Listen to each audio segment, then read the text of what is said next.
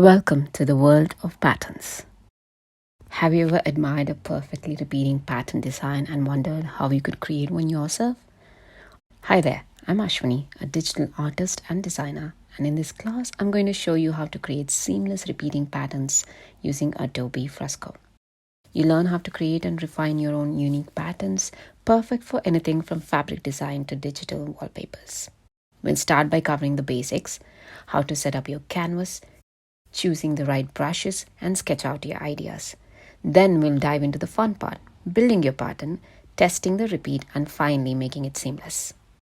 We'll also learn how to create multiple color schemes for the same pattern using just a click. By the end of this course, you'll have all the skills you need to create professional-grade patterns that repeat perfectly, ready to use in your creative projects or even sell online. So grab your iPad or any device that Adobe Fresco works on, and let's bring your patterns to life. See you in class.